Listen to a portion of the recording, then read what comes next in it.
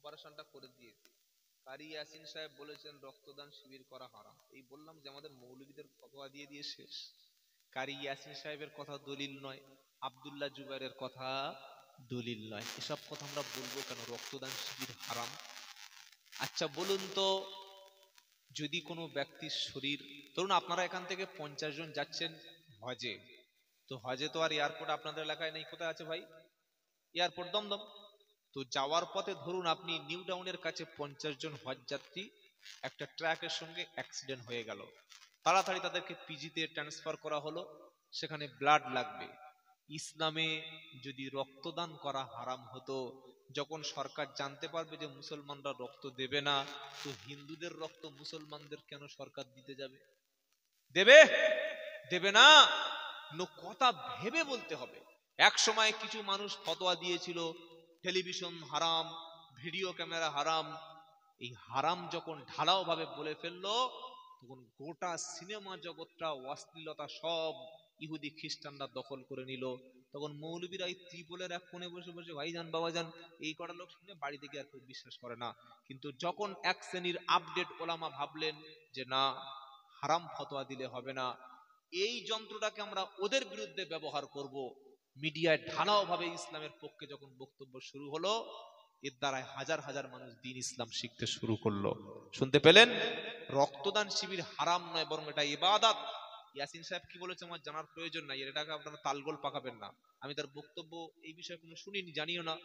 যদি তিনি বলে থাকেন নিশ্চয়ই তিনি সঠিক বলেননি। কারণ রক্ত শরীর থেকে দান করে দিলে রক্ত ঘাটতি হয় না। 24 ঘন্টা থেকে 48 ঘন্টার মধ্যে রক্ত আল্লাহ পাক পূরণ করে দেন। বলুন সুবহানাল্লাহ। তো আপনার রক্তে যদি একজন আলেম বেঁচে যায়, একজন যদি বিজ্ঞানী বেঁচে যায়, একটা হাফেজ বেঁচে যায়, আপনি কত সওয়াবের কাজ করলেন, ওটা বাড়িতে গিয়ে ভাববেন। আল্লাহ বলছেন ইব্রাহিম তিনি আলাইহিস সালাম ইহুদি ছিলেন না, নাসারাও ছিলেন না, তিনি ছিলেন মুসলিম। সুবহানাল্লাহ। কোন ইঞ্জিনিয়ারকে যদি কোনো সিজার করতে হয়, বাচ্চার মা দুটোই মারা যাবে। কি বলছেন বলে? মরবে না? মরবে না? মরবে না? মরবে। কোন ড্রাইভারকে যদি বলি ভাই আমার ঘরের 500 ইট তুই গেঁথে দে, তো ও ঘর রাখা যাবে না, ঘর ফেলে দিতে হবে, ঘর ফেলে দিতে হবে। তো যার যেটা ডিপার্টমেন্ট, কেউ যদি কোরআন হাদিস শেখে, যতটুকু শিখে আমল করুক, বক্তব্য করুক, সেটা আলাদা। কিন্তু ফতোয়া দিতে আসলে কিন্তু বিপদ ওই জায়গায় হবে। আমি অবাক হয়ে যাই যে কিছু না জেনে তার নামের আগে মুক্তিটা লেখে, লোক লেখে কোন ভাবে। আর যে সহি করে কোরআন পড়তে পারে না, সে নামের আগে আল্লামাও লেখে কিভাবে, কারি লেখে কিভাবে? কিছু বুঝতে পারছেন? মাদ্রাসায় না পড়ে চাঁদা তুলে খেয়ে গলায় টোন ভালো, সে আবার বক্তা হয়েছে, কিন্তু সে মাওলানা হয় কিভাবে? চলছে সমাজে। গলার টোন ভালো, লোক বলছে মাওলানা। 16 ইঞ্চি মাওলানা, 26 ইঞ্চি মাওলানা, বেটে মাওলানা, তাই তো? কত রকমের কোয়ালিটি। যত ছোট হবে মালের ভিজিট তত বাড়বে। কথা বুঝতে পারছেন?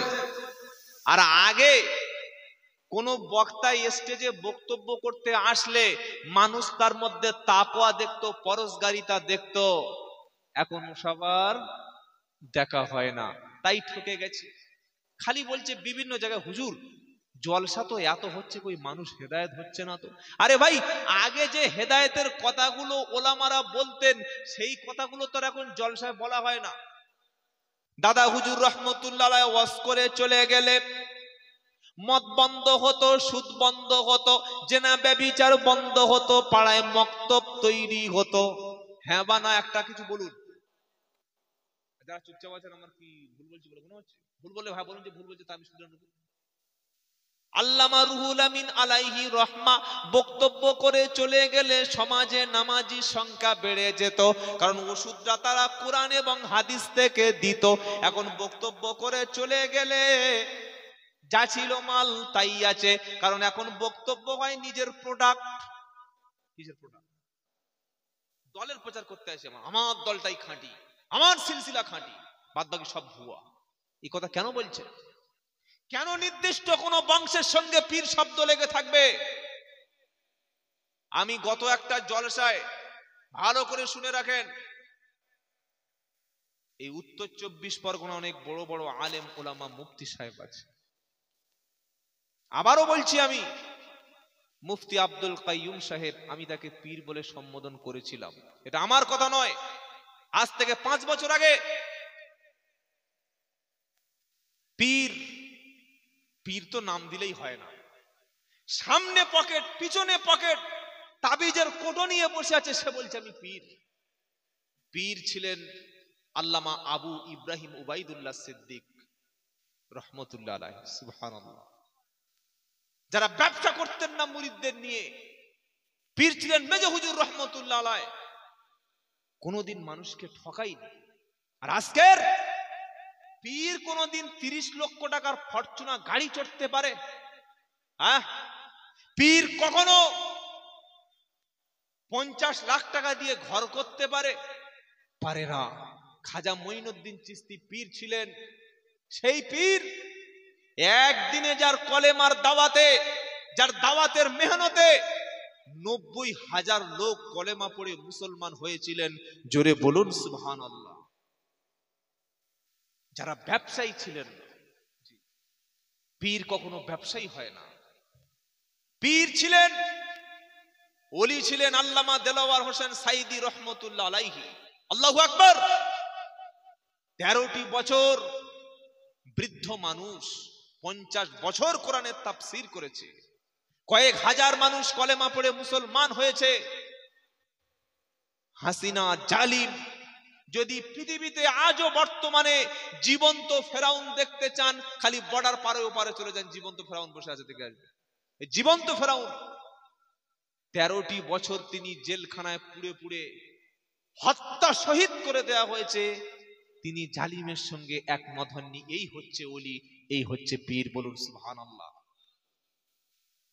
পীর কখনো তাবিজ বিক্রি করে না, বরং পীর মানুষকে হাদিসের দার্স দেয়। বলুন সুবহানাল্লাহ। পীরেরা কখনো জীবনে সুদখোরের বাড়ি দাওয়াত খায় না। কিন্তু এখন যারা পীর নামের আগে লিখে দিয়েছে, টাকা দিচ্ছে, থুতু দিয়ে গুনে দেখে নিয়ে কম হলে চেলে ফেলে দিচ্ছে, এই পীর কি রুহুল আমিন আল্লামা রহমতুল্লাহ আলাইহি ছিলেন নাকি? এই পীর কি মাওলানা আব্দুল হাই সিদ্দিকী ছিলেন, মেজো হুজুর ছিলেন, ছোট হুজুর ছিলেন? ছিলেন না ভাই। তাদের মেহনত বাংলায় প্রচুর আছে। আজকের, আমি সেদিনও বলেছি, আজকে বলেছি, আমাকে সেদিন একজন ফোন করে বলছে মুফতি আব্দুল কাইয়ুম সাহেব উনি পীর হলো কবে? আমি বললাম ভাই উনি পীর নয়, ওনার কাছে পীর তৈরি হয়। কেন? আলেমের সোহবতে বসলে যেমন আলেম হওয়া যায়, হাফেজের সোহবতে বসলে যেমন হাফেজ হওয়া যায়, পীরের সোহবতে বসলে এমন ওই রকম আল্লাহর ওলিও সেখান থেকে পাওয়া যায়। বলুন সুবহানাল্লাহ। হাক্কানি পীর চিনবেন কিভাবে? হাক্কানি পীর কখনো দুনিয়া লোভী হয় না। হাক্কানি পীর কখনো 40 লাখ টাকার গাড়ি চড়ে না। হাক্কানি পীর কখনো কোরআন শরীফ কেটে কেটে টুকরা টুকরা করে কাঁচি দিয়ে তাবিজ বিক্রি করে না। হাক্কানি পীর কখনো দাদুর কবর দেখিয়ে সামনে পয়সা নিয়ে মানুষের রুজি রুটি লুটে নেয় না। হাক্কানি পীর কখনো বদদোয়া দিয়ে মানুষকে জাহান্নামে ফেলে না। হাক্কানি পীর বুখারী শরীফ পড়ায়। হাক্কানি পীর মাদ্রাসা প্রতিষ্ঠা করে। হাক্কানি পীর মুরিদদেরকে জাহান্নাম থেকে বাঁচানোর জন্য সুদের বিরুদ্ধে সংগ্রাম করে। হাক্কানি পীর দেশের জন্য, ইসলামের জন্য জীবন দেয়। হাক্কানি পীর মহল্লায় কোনো মানুষকে খাওয়া না হলে জলসার টাকা দিয়ে বাড়িতে খাবার পৌঁছায়। হাক্কানি পীর ক্যান্সার রোগীকে সুস্থতা করার জন্য হাদিয়া মুসাফার টাকা সেখানে ইনভেস্ট করে। হাক্কানি পীর, যে গ্রামে মাদ্রাসা মক্তব নাই, আজকের মুসলমান সমাজে শিক্ষার বড় দরকার। যত বড় বড় স্কুল সব দেখবেন সরকার স্কুলগুলো সব কলকাতায়, গ্রামের দিকে স্কুল নাই, মাদ্রাসার অবস্থা ভালো নাই। হাক্কানি পীরেরা গ্রামে ঘুরে ঘুরে বিভিন্ন স্কুল, বিভিন্ন মাদ্রাসা, বিভিন্ন মক্তব তৈরি করে। ভাই মাদ্রাসা এবং মক্তব তৈরি হলে তবে দিন ইসলাম জিন্দা হবে। যারা এই কাজগুলো করছে বুঝবেন তারাই হকের পথে আছে। বলুন সুবহানাল্লাহ। যারা ভণ্ডামি করছে, নামের আগে পীর লিখছে, আল্লামা লিখছে, তাদেরকে প্রশ্ন করো যে কেন তারা নামের আগে পীর আল্লামা লিখেছে? তারা কোরআন পড়তে পারে, তারা সই করে কোরআন জানে। আর বর্তমানে সবচাইতে বড় সত্য হলো যে সন্তানদেরকে আমরা আর আলেম বানাতে চাচ্ছি না। কেন? যে সন্তান আলেম হলে ও কি করে খাবে, এটা মানুষের মধ্যে একটা বিশ্বাস ঢুকে গেছে। যায় নাই? এই হ্যাঁ না বলেন না? সাধারণ মানুষের এখনো বিশ্বাস যে আমার ছেলে আলেম হলে ওর সংসার চলবে না, আমার ছেলে আলেম হলে ও জীবনে ওর বিবি বাচ্চাকে খাওয়াবে কি। এটাই তো ইসলাম ধ্বংসের সবচাইতে বড় কারণ। কোন আলেম যদি মনে করে আমি বক্তব্য করে আমি আলেম হয়ে রুটি রুজি করে খাবো, এটা ব্যবসা, বুঝতে হবে দুনিয়া কর আলেম এ কখনো অরিজিনাল আলেম না। ইলিম অর্জন করব ইসলাম প্রচারের জন্য, আখেরাত থেকে বাঁচার জন্য। বলুন সুবহানাল্লাহ, জোরে বলুন সুবহানাল্লাহ। তাই খাঁটি পীরটা সবসময় চিনতে শিখুন। খাঁটি পীর খাঁটি ওলিদের সোহবতে থাকবেন, জীবন পাল্টে যাবে ইনশাআল্লাহ। বলেন ইনশাআল্লাহ। ওলামাদের সোহবতে যাবেন তো ভাই? যাবেন তো? বিশ্বাস করুন, খাঁটি ওলামাদের সঙ্গে যাবেন, জীবনে কখনো ঠকতে হবে না। খাঁটি ওলামা মাদ্রাসায় পাওয়া যায়, কখনো মাজারে পাওয়া যায় না। খাঁটি ওলামা সব সময় বড় বড় মাদ্রাসায় খাঁটি আলেম থাকে, আমরা তো চিনতে পারি না ভাই। খাঁটি ওলি মাদ্রাসায় পড়ে থাকে, তারা হাদিস পড়ায়, কোরআন পড়ায়, আর তাফসির পড়ায়, ফিকা ফারায়েজ উসুল এ সমস্ত পড়ায়, আমরা তাদেরকে চিনতে পারি না। ভণ্ডদের পিছনে 30,000 টাকা দিয়ে ছুটি, আর আসল আলেম মসজিদে বেতন পায় না। তাই অনুরোধ করছি, যত মসজিদ এলাকায় আছে একটু ইমামের মাইনেটা বাড়িয়ে দেবেন ইনশাআল্লাহ। বলেন ইনশাআল্লাহ। মসজিদ কমিটি গ্রামে যারা আছেন, মসজিদ কমিটির অনুরোধ করছি, ইমামকে সঙ্গে করে নিয়ে এই যে সমস্ত জলসা কমিটির ছেলেরা জলসা দিচ্ছে, এদেরকে সাথী করে নিয়ে গ্রামে হারাম কাজকে তোমরা নিষেধ করো ভাই। সুদের ব্যবসা, যে লোন বন্ধন চলছে না, অবশ্যই পাপ। যখন বেশি মাত্রায় আসে, আল্লাহর গজব সেখানে আসে। আজকের বাংলাদেশে একটা ভিডিও দেখলাম, 3 ভাই একটা মেয়েকে বিয়ে করেছে। দেখেছেন ভিডিওটা? কেউ দেখেননি? সাংবাদিকরা বলছে 3 ভাইয়ের একটা বউ কেন? বলছে দেখো, বুঝতে পারছো না, আমরা 3 ভাই মিলেমিশে থাকি, 3 জায়গায় 3টে মেয়ে আসলে জায়গায় যায় যায় অশান্তি হবে, আমাদের সংসারটা ভেঙে যাবে। তাই 3 জনকে একজনকে 3 জনে নিয়ে চালাচ্ছি। কি নাউজুবিল্লাহ বললেন না? এটা কিয়ামতের আলামত না? হ্যাঁ, মুসলমান তারা, কাফের মুশরিক নয়। আপনি কাদের কথা বলছেন? কেন মুসলমানদের এই অবস্থা? তাহলে দ্বিতীয় শ্রেণী আল্লাহর আখিরাতে ভয় পাবে না যারা কোরআনের সাথে ছিল। সুবহানাল্লাহ। ওয়াত্তাকু ইয়াওমাল লা তাজজি নাফসুন আন নাফসিন শাইয়্যা ওয়ালা ইকবালু মিনহা শাফাআতু ওয়ালা ইউখাযু মিনহা আদলু ওয়ালা হুম ইনসারুন। প্রথম পারা সূরা বাকারা 48 নম্বর আয়াতে, মুসলমানেরা, ভাদুড়িয়ার মুসলমানেরা কোরআনের সাথী হও, কোরআন পড়তে শুরু করো, সন্তানকে কোরআন বানাও, কোরআন শিখতে শুরু করো, রাতে কোরআন তেলাওয়াত করো, ফজরে কোরআন তেলাওয়াত করো। মায়েরা যারা এসেছেন, ফজরের নামাজের পরে দুনিয়ার সমস্ত কাজ করার আগে ইয়াসিন শরীফটা তেলাওয়াত করুন। রাতে ঘুমাতে যাওয়ার আগে সূরা ওয়াকিয়াটা তেলাওয়াত করুন। যে বাড়িতে সূরা ওয়াকিয়া তেলাওয়াত হয়, ওই বাড়িতে কখনো আল্লাহর রুজির বরকত শূন্য হয় না। জোরে বলুন সুবহানাল্লাহ। যে বাড়িতে সূরাতুল বাকারা, সূরা ফাতিহার পরের সূরা তেলাওয়াত হয়, ওই বাড়িতে শয়তান কখনো উকি মেরে দেখে না। জোরে বলুন সুবহানাল্লাহ। আপনার সন্তান পড়াশোনা ভালো পাচ্ছে না, বাপ দোয়া করুন, মা দোয়া করুন, সন্তানকে শিখিয়ে দিন, রব্বি জিদনি ইলমা।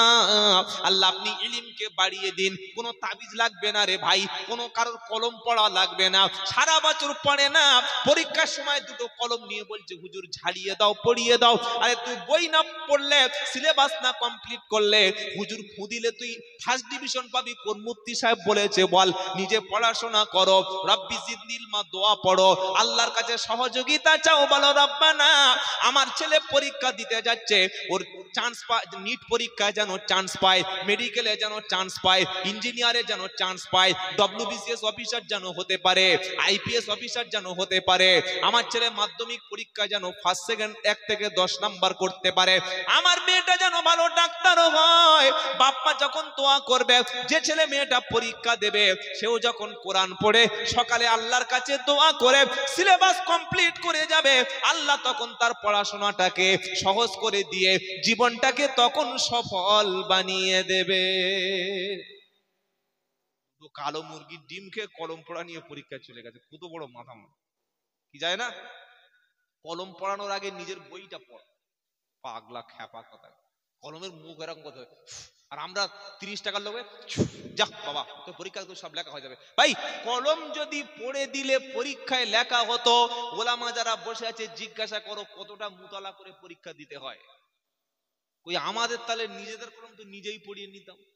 সব ভণ্ডামি ছাড়া কিচ্ছু নাই। হ্যাঁ এতটুকু বলতে পারেন, হুজুর পরীক্ষা দিতে যাচ্ছি একটু দোয়া সময় স্মরণ করবেন যেন পরীক্ষাটা ভালো হয়। এটা বলা দোষের না, দোষের নয়। বা আপনি কলমটাকে নিয়ে বিসমিল্লাহ বলে লিখতে শুরু করুন, এটা দোষের নয়। সারা বছর পড়েনি, সিলেবাস কমপ্লিট করেনি, মুখ খুলে কলম নিয়ে বসে দাঁড়িয়ে খ্যাপা কথা।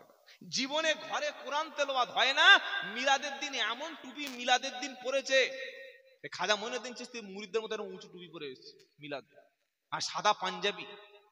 পাড়ার লোক বলছে সেই আমাদের সেই ছলেমদ্দিনে, ছলেমদ্দি কে বলে ছলেমদ্দি, দেখ মুখের কাছে গিয়ে দেখ, মুখের কাছে গিয়ে দেখে গোঁপ চেঁচে দাড়ি 3 বার ক্লিন শেভ করে সাদা পাঞ্জাবি সাদা টুপি আর মাথায় রুমালটা এমন করে এরকম জড়িয়েছে না।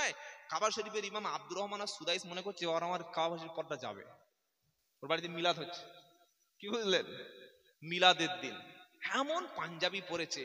আসলে এটা মানুষকে ধোকা দিচ্ছি ভাই। নিজের বিবেককে জিজ্ঞাসা করুন, সাদা পাঞ্জাবিটা পরেছি, ভিতরের অন্তরটা সাদা হয়েছে তো? বাড়িতে মিলাদের দিন সাদা টুপি পরেছি, কিন্তু ব্রেনের মধ্যে যে নোংরাগুলো আছে এগুলো দূর করতে পেরেছি তো? মিলাদের দিন সবাইকে দাওয়াত করেছি, নিজের বোনকে দাওয়াত করেছি তো? বাপের মিলাদের দিন সবাইকে হাসি মুখে চা তুলে দিয়েছি, নিজের মায়ের পেটের ভাইটাকে যাকে ঠকিয়ে জমি ঠকিয়েছি তাকে দাওয়াত করে খাইয়েছি তো? 30,000 টাকা একটা লোক পাবে, আমি তাকে দিইনি, তাকে দাওয়াত করেছি তো? সাদা পোশাক পরে ধোকা দেওয়া যাবে না। ভিতর আর বাইরে যখন আলাদা হবে, আল্লাহ তখন এই 2 নম্বর মালটাকে নেবে না। আমরা সঠিক কিনা বেঠিক এটা আমাদের অন্তর জানে। সমাজে অনেক কিছু বলা যায়, সমাজে বক্তা সাজানো যায়, পীর সাজানো যায়, পীরের অভিনয় করা যায়, আলেম বক্তব্য করার অভিনয় করা যায়, কিন্তু অন্তরটা যদি সঠিক না থাকে ভাই কোনো লাভ।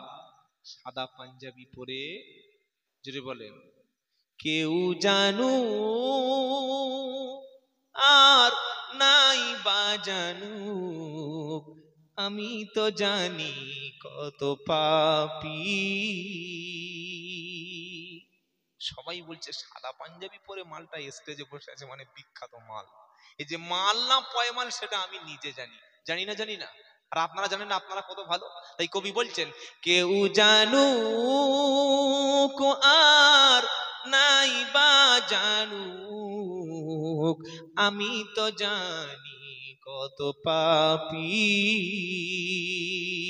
কেউ জানুক আর নাই বা জানুক, আমি তো জানি কত পাপী। পোশাকে আশাকে দেখো এ দেহটা ঢেকেছি, পোশাকে আশাকে দেখো এ দেহটা ঢেকেছি, জীবনে আড়ালেতে কত পাপ যে করেছি। জীবনে চলার পথে কত জনকে ঠকিয়েছি, আমি তো জানি কত পাপী। কেউ জানুক আর নাই বা জানুক, আমি তো জানি কত পাপী। আজ থেকে পরিবর্তন হবো ইনশাআল্লাহ, সকলে ইনশাআল্লাহ বলেন। পরিবর্তন হব কোরআন দ্বারা, ইসলাম দ্বারা ইনশাআল্লাহ। প্রত্যেকে আজ থেকে নিয়ত করছেন যে কোরআন শরীফ শিখবো? নিয়ত আছে কার কার? হাত তুলুন দেখি ইনশাআল্লাহ। নারাই তাকবীর। শিখবেন ভাই, ঠকবেন না। হাসরের ময়দানে কোরআন আপনাকে পক্ষে নেবে ইনশাআল্লাহ। আর যদি কোরআন আপনার সাথে থাকে ইনশাআল্লাহ আপনি জান্নাতি। সুবহানাল্লাহ বলেন। হুজুর কোরআন সাথে থাকলে জান্নাতি? এই যে বললাম ওলিদের ভয় নাই, কোরআন সাথে থাকলে ভয় নাই। আরেক শ্রেণীর মানুষদের ভয় নাই, তারা কারা? ইয়া ইবাদিলা খাউফুন আলাইকুমুল ইয়াউম ওয়ালা আনতুম তাহজানুন আল্লাযীনা আমানু ওয়া কানু ইয়াত্তাকুন وَكَانُوا يَتَّقُونَ الَّذِينَ آمَنُوا بِآيَاتِنَا وَكَانُوا مُسْلِمِينَ ادْخُلُوا الْجَنَّةَ أَنْتُمْ وَأَزْوَاجُكُمْ تُحْبَرُونَ। হে ভাদুড়িয়ার মুসলমানেরা, আল্লাহ পাক শোনাচ্ছে 25 পারা সূরা যুকরুফের 68 নম্বর আয়াতে, একদম 5 নম্বর লাইনেতে, কিয়ামতের দিন আল্লাহ এক শ্রেণীর বান্দাদেরকে ডেকে সেদিন আল্লাহ জান্নাতের ঘোষণা দেবে। জোরে বলো, জোরে বলুন না। আল্লাহ সেদিন ডেকে নেবে, ইয়া ইবাদ, হে আমার বান্দা, আজ কিয়ামতের দিন তোমাদের কোনো ভয় নাই। তো আল্লাহর বান্দা কারা? আল্লাহর ঘর চিনেছে যারা, কোরআন চিনেছে যারা, ওলামাদের চিনেছে যারা, সুদের ব্যবসা ত্যাগ করেছে যারা, বাপ মাকে কাঁদায়নি যারা, নিজের জীবনটা সবকিছু শেষ করে দিলেও আল্লাহর রাস্তা ছাড়েনি যারা, নবীর সুন্নাতকে ছাড়েনি যারা, নিজের ঈমানের জন্য, ইসলামের জন্য জান দিয়েছে, মাল দিয়েছে যারা, আল্লাহর বান্দা হলো তারা। সুবহানাল্লাহ, আল্লাহর বান্দা। আল্লাহ বলছে চলে আয়, চলে আয়। ইয়া ইবাদিলা খাউফুন আলাইকুমুল ইয়াউম, হে আমার বান্দা, আজ কিয়ামতের দিন তোমাদের কোনো ভয় নাই, তোমাদের কোনো চিন্তা নাই। আল্লাহ যখন বলবে আমার বান্দাদের কোনো ভয় নাই, আমার বান্দাদের চিন্তা নাই, বক্তা সারা জীবন বুকে হাত চাপড়ে বলে গেছে পীরদের কোনো ভয় নাই, কিন্তু আল্লাহ এখানে বলছে ওলিদের যেমন ভয় নাই, আবার আল্লাহর খাস বান্দাদেরও তেমন ভয় নাই। জোরে বলেন। মদখোর বলল আল্লাহ আমি তো আপনার বান্দা, সুদখোর বলল আল্লাহ আমি তো আপনার বান্দা। আল্লাহ যখন বলবে বান্দা জান্নাতে আয়, মাতাল বলবে জান্নাতে যাব, লটারির টিকিট কাটা লোক বলবে জান্নাতে যাব, ফ্রি ফায়ার খেলা ছেলেরা বলবে জান্নাতে যাব। নিজের ছেলেটাকে বিয়ে দেওয়ার সময়, গরিব মানুষের মেয়ে, তার মেয়ে বিয়ে করার সময় 3 লাখ টাকা জবাই করে যারা ঝেড়েছে তারাও বলবে আল্লাহ জান্নাতে যাব। আল্লাহ বলছে পাইকারি ভাবে জান্নাত কিন্তু দেব না, জান্নাতি হবে কারা? আল্লাযীনা আমানু বিআয়াতিনা ওয়া কানু মুসলিমিন, যারা আমার কোরআনের উপরে ঈমান এনেছিল, কোরআন পড়েছিল, কোরআন বুঝেছিল, কোরআনের উপরে বিশ্বাস করে ঈমান এনেছিল যারা, আর মুসলমান হয়েছিল যারা, এরাই হলো জান্নাতি। মরণের আগে ঈমান ঠিক করে নি, সুদ ছেড়ে দেবো ইনশাআল্লাহ। বলেন ইনশাআল্লাহ। হারাম খাবেন না, জেনে শুনে 1 টাকার হরক খাবেন না, বলুন না ইনশাআল্লাহ। বর্তমান সমাজে মেয়েদের ঈমান নষ্ট করার জন্য সবচাইতে বড় ধোঁকা হচ্ছে বন্ধনা লোন, মহিলা সমিতি, যেটা আপনাদের এলাকায় নাই, আলহামদুলিল্লাহ আমাদের এলাকায় আছে।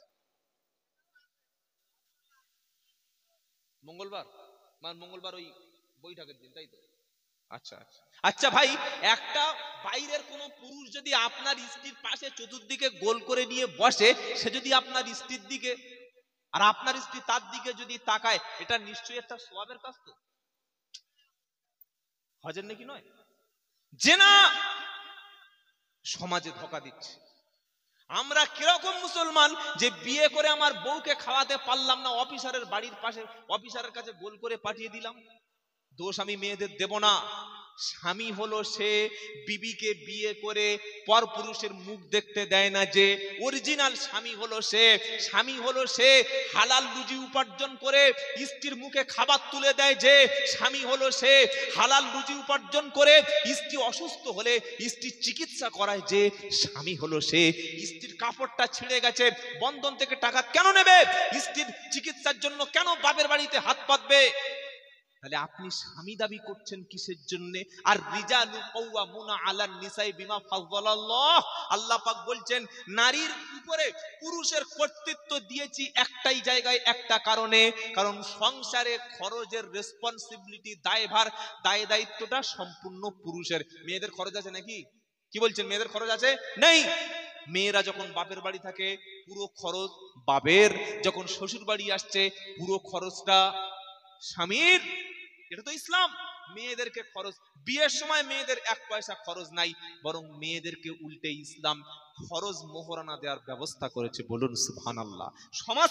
সমাজ তো দিয়েছে মেয়েদের বরপণ, যেটা শুকরের মাংসের মতো হারাম, কিন্তু ইসলাম বলেছে মেয়ের বাপের কাছ থেকে পয়সা নিও না। ও আতুহুন্না ফাআতুহুন্না উজুরাহুন্না ফারিযা, বরং স্ত্রীর মোহরানাটা ফরজ দায়িত্ব হিসাবে আদায় করে দাও। সেজন্য আমি অনুরোধ করছি ভাই, যারা স্ত্রীদেরকে বন্ধন মহিলা সমিতির নিকৃষ্ট কাজ, কত নিকৃষ্ট! আল্লাহর নবী বললেন সুদের মধ্যে 70 রকমের পাপ আছে, সবচাইতে নিম্ন লোয়েস্ট, ওর নিচে কোনো পাপ নাই। সুদের সবচাইতে ছোট পাপ হলো নিজের মাকে বিবাহ করা, নিজের মায়ের কাছে থাকা, নিজের মাকে জেনা করা। এটা বুঝতে পেরেছেন না? বোঝাতে পারিনি? এ সুদের সবচাইতে ছোট পাপ নিজের মাকে নিয়ে বিয়ে করে তার কাছে রাত কাটানো। এরকম যদি কোনো পুরুষ শোনেন যে মায়ের সঙ্গে তার সামান্য, পৃথিবীর মানুষ তাকে বাঁচাবে? জোরে বলেন, তাকে মানুষ কোন দৃষ্টিতে দেখবে? নবী বললেন সুদের সঙ্গে ইনভলভ হয়ে যাওয়া মানে হলো নিজের মাকে বিয়ে করে ঘরে তুলে নেওয়া। আমার মায়েরা যারা বন্ধনে যুক্ত হয়ে গেছেন তাদেরকে আমরা সমাজ কি এই পথে নামাইনি? আমরা কি তাদেরকে ঠকিয়ে ওই পথে নামিয়ে দিইনি? তাই আজ থেকে বাড়িতে ফিরে গিয়ে তওবা করে ফিরে আসবেন। বলুন ইনশাআল্লাহ, বলেন ইনশাআল্লাহ। আর সুদের সবচাইতে বড় পাপ, ইয়া আইয়ুহাল্লাযীনা আমানু তাকুল্লাহা ওয়া দারু মা বাকিয়া মিনার রিবা ইন কুনতুম মুমিনিন ফাইন লাম তাফআলু ফাআদানু বিহারবিম মিনাল্লাহি ওয়া রাসূলিহি।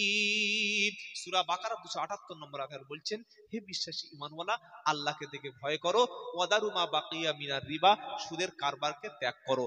বন্ধন হোক, লোন হোক, মহিলা সমিতি হোক, ব্যাংকের ইন্টারেস্ট কিংবা যে ফিনান্সিয়াল ট্রানজাকশন, যেখানে অর্থনৈতিক ট্রানজাকশনের সুদ আছে, সেটা তুমি ত্যাগ করো।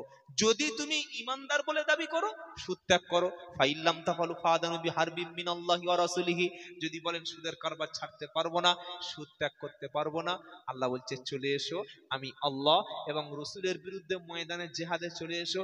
বলুন তো, যদি কোনো ব্যক্তি হাতে অস্ত্র তুলে নিয়ে বলে আল্লাহ এবং রসুলের বিরুদ্ধে যুদ্ধ করব, সে ঈমানওয়ালা না বেঈমান কাফের?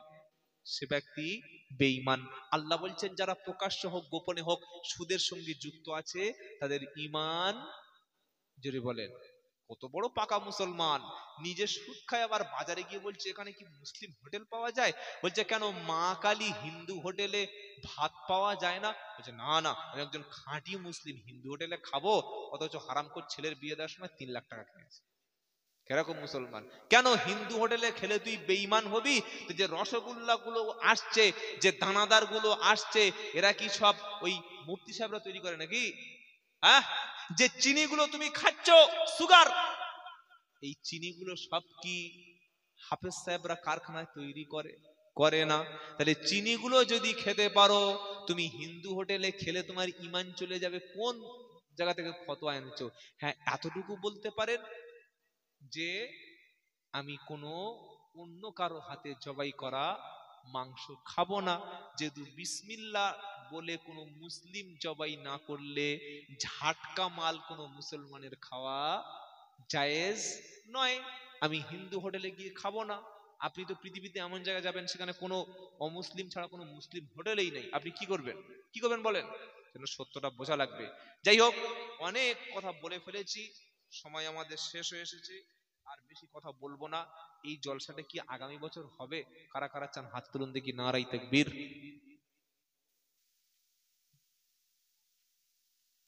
আলহামদুলিল্লাহ। আল্লাহ আপনাদের হাতগুলো আগে কবুল করুক, বলুন আমিন। বলুন আল্লাহুম্মা আমিন। আল্লাহ তাআলা যখন কোনো বান্দাকে চায় সেই বান্দাকে দিয়ে কিছু ভালো কাজ করিয়ে নেয়। বলুন সুবহানাল্লাহ। আল্লাহ যাকে চায় তাকে দিয়ে দিনের কাজ করিয়ে নেয়। একদম লম্বা কথা নয়, 5 থেকে 10 মিনিটের মধ্যে আমরা আজকের বক্তব্য শেষ করব।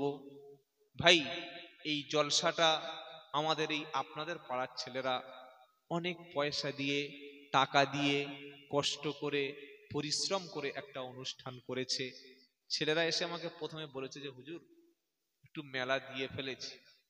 আর আমি সত্যি বলতে একটা নিয়ত করে নিয়েছি, আগামী বছর জলসার কিছু পরিবর্তন, আমি নিজের শিডিউল চেঞ্জ করব।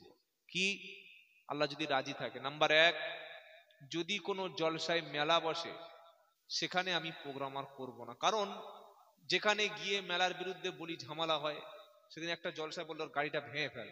আমি বললাম ভাই, তোদের মেয়েদের ষাঁড়ের মতো ছেড়ে দিয়ে রাখবি, তোদের মেয়েদের পিছন থেকে ছেলেরা এসে নাম্বার চাইবে, তোদের মেয়েদের এসে গায়ে গুঁতো মারবে, আর আমি বললে আমার গাড়ি ভেঙে ফেলবি, তা ফেল।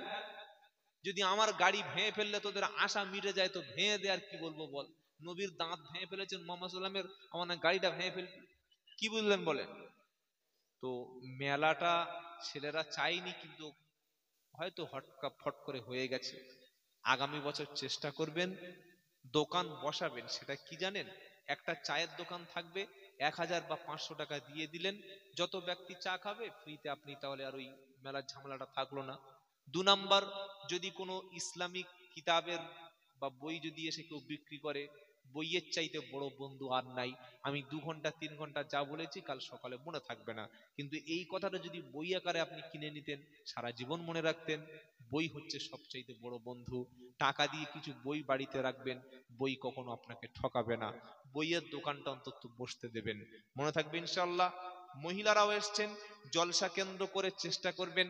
শীতকালে অনেক বিধবা মা শীতে কষ্ট পায়, যদি 50 পিস বা 30 পিস কম্বল ব্ল্যাঙ্কেট বিতরণ করেন, এটা ইসলামের একটা ভালো মেসেজ এলাকায় ছড়িয়ে পড়বে, অত্যন্ত সওয়াবের কাজ।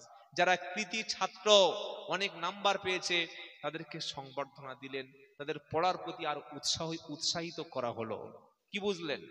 জলসার উদ্দেশ্য করে যদি ব্লাড ডোনেশন ক্যাম্প তৈরি করা যায়, 50 জন বা 100 জন আমরা এখান থেকে ব্লাড দেব, এটা মিডিয়ায় যখন সারা পৃথিবীতে ছড়িয়ে পড়বে, অমুসলিমরা তখন ভাববে যে শুধু জলসায় গরু জবাই হয় না, আর ওখানে রক্ত ডোনেট করা হয়।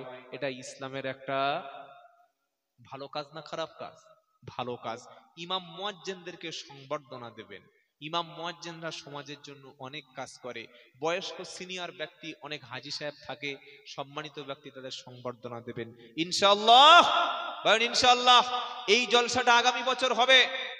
আল্লাহর বান্দারা কোনো প্রেসারাইজ করব না, প্রেসার ক্রিয়েট করব না। যার যতটুকু সামর্থ্য, নেক কাজে সহযোগিতা করা, নেক কাজের মতো সওয়াব পাওয়া যায়। বলুন সুবহানাল্লাহ। আর যতগুলো মিডিয়া ভাই এসছেন, আপনাদের অনেক খেদমত দিনের জন্য আছে। মিডিয়া আছে বলে ছেলেরা আজকের নোংরা ভিডিওর হাত থেকে বেঁচে ইসলামিক কথাগুলো মিডিয়ার মাধ্যমে শুনতে পায়। বলুন সুবহানাল্লাহ। তবে কিছু বদমাশ মিডিয়া আছে না, যারা মানুষকে সত্যটাকে উল্টে মিথ্যাটার সঙ্গে সত্য জুড়ে দিয়ে সমাজে ফিতনা সৃষ্টি করে। এরকম মিডিয়াগুলো বয়কট করার চেষ্টা করবেন। এই যে একটা চ্যানেল আছে, লক্ষ লক্ষ মানুষ দিন ইসলাম সারা পৃথিবীতে ছড়িয়ে পড়ছে। বলুন আলহামদুলিল্লাহ। আলহামদুলিল্লাহ বলেন। এটাও একটা সদকায়ে জারিয়া। আল্লাহ তাআলা মিডিয়া ভাইদের খেদমত যেন কবুল করেন। বলুন আমিন। মিডিয়া ভাইদের উদ্দেশ্য বলছি, যা কিছু বলার বলে দিয়েছি, এবার আপনারা আপনাদের সাবজেক্ট ক্লোজ করতে পারেন। আমি অন্য একটা সাবজেক্টে যাচ্ছি। ভাই, আল্লাহর বান্দারা যার যতটুকু সামর্থ্য বলবেন ইনশাআল্লাহ। যখন আমি বলতে শুরু করব 2-1 মিনিটের মধ্যে, যাদের আব্বা কবরে চলে গেছে, জনম দুঃখিনী মা যাদের কবরে চলে গেছে, ভাই, আব্বার মা কখনো পৃথিবীতে ফিরে আসবে না। আপনি ভাবছেন যে আপনি একা একা বড় হয়েছেন, সবচাইতে বেশি অবদান ছিল আপনার জনম দুঃখিনী মা। সন্তানকে মা পেটে রেখে 2-2.5 বছর ধরে দুধ পান করিয়েছে। শীতের রাত্রে সন্তান যখন মায়ের পেটে থাকে, মা সারাদিন পরিশ্রম করে সবার শেষে যখন খেতে বসেছে, শীতের রাত্রে সন্তান মায়ের পেটে লাথি মেরে মায়ের খাবারটা বন্ধ করে দিয়েছে। 9টি মাস 10টি মাস জনম দুঃখিনী মা এইভাবে কষ্ট পেয়েছে। আমি আর আপনি যেদিন পৃথিবীতে এসেছিলাম মায়ের শরীর থেকে কত লিটার রক্ত বার হয়ে গেছে, মা বেহুশ হয়ে আপনার মতো সন্তানকে দুনিয়ায় এনেছে, 2.5টি বছর বুকের দুধগুলো পান করিয়েছে।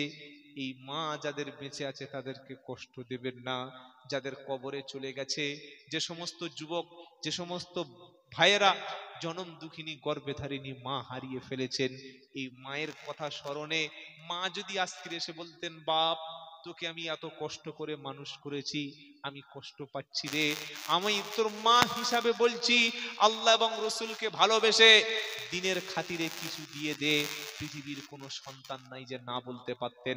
আছেন আল্লাহর বান্দা, ওই যুবক 2,000 টাকা দেবেন, বলুন হাত তুলুন, ইনশাআল্লাহ আগামী বছর ইনশাআল্লাহ 2,000 টাকা দেব। কে আছেন আল্লাহর বান্দা ইনশাআল্লাহ? একটি বছর পরে এই জলসার জন্য, দিনের মজলিসের জন্য, 1 বছর পরে মাশাআল্লাহ